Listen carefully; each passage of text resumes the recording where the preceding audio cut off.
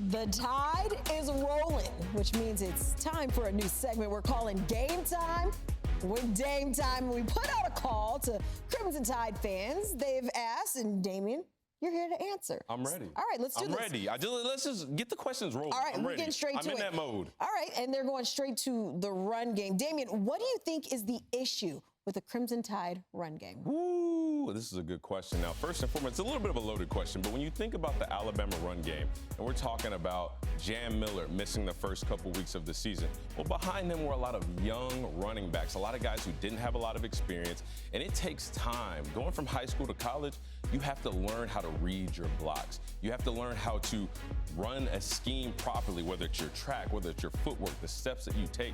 See, it's different because in high school, they give you the football and they tell you, just go where nobody ain't. Well, in college, it don't work that way. You got guys that are bigger, faster, stronger, they tackle better, they pursue better. So for these young guys, they need a little bit of time. Listen, I was a guy, I didn't play a lot my freshman year.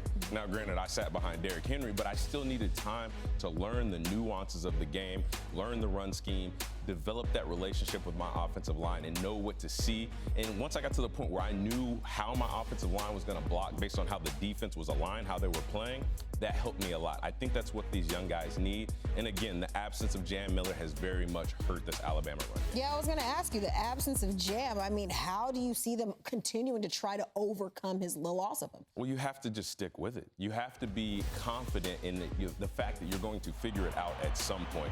The thing is, you can't abandon the run game, especially with younger backs. You have to give them confidence, and that comes from coaches. That comes from play callers, not just having success on the field. It comes from whenever you're running the ball, you're getting 1 and 2 yards of carry.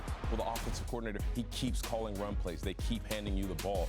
That's how you get these young guys up to speed, because with or without Jam Miller, you're going to have to use the run game towards the end of the season if you want to get to where Alabama wants to get to. And how about the big boy? I mean, Caden Proctor. Listen, when you're running behind guys like Caden Proctor, it should be easy. AT showed me a picture of him next to Caden, and Caden made Aaron Taylor look small. So I would tell you this, if you're Kalen DeBoer, if you're Alabama and you want to run the football, run behind Caden Proctor. Run to the left. That's your best bet. A good problem to have right there. Okay, on to our next question, question number 2. Which of the remaining games do you think will cause the most problems for the Tide? Ooh, this is a question right here, because there was a point in time where I thought Vanderbilt would be the toughest remaining game on their schedule. Not just because of the talent of Diego Pavia, but because they lost to this Vanderbilt team last year. This is a team that had a leg up on Alabama and knew how to beat them.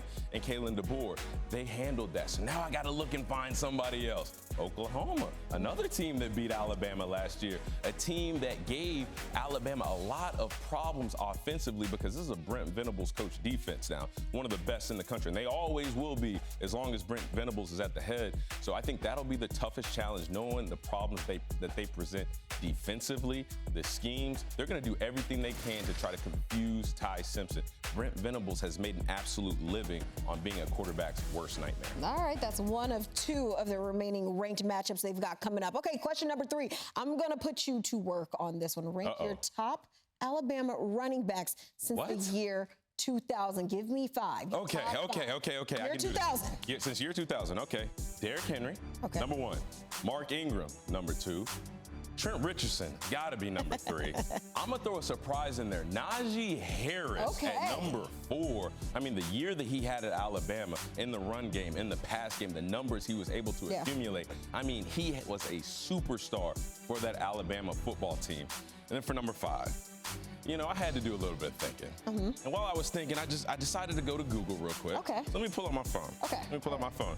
Now, I'm going to tell you beforehand who I'm putting at number 5. He wasn't super flashy. He wasn't the biggest. He wasn't the strongest.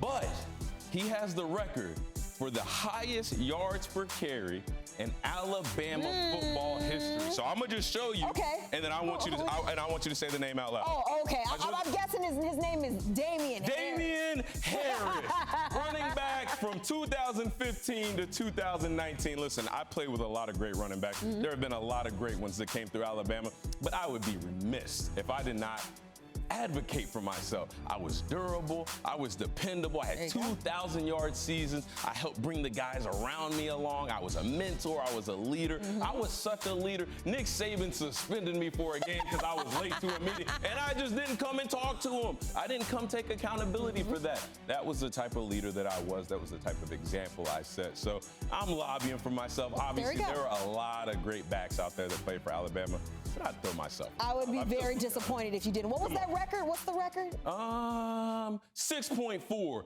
yards per carry, almost a first down every time I touch the thing. Come on now. The numbers don't lie. Okay, so now men lie, women lie. But the numbers don't. Never do. All right, final question. Our colleague and noted Seminole, Damien Harris, wants to know how did this Bama team lose to FSU? I didn't write it. This is Danny. I'll tell you this. The reason why they lost to Florida State is because, one, they didn't know how to handle the environment. The communication from sideline to on the field wasn't good. The play wasn't good. You lost Ryan Williams. You had no Jam Miller. The defense looked confused, looked like they couldn't stop a nosebleed. That's exactly how this Alabama team lost to Florida State. But let me just say something, because I was telling Aaron Taylor this also during one of the breaks. You see, there's no unbeatable team in college football. I don't care about Ohio State. They're not unbeatable. Every dog will have its day.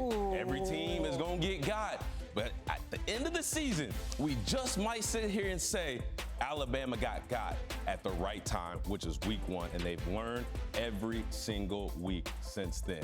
Are you happy now, Danny Cannell? Are you happy? There we go. We said they've been rolling since then. Good stuff, Dame time right there.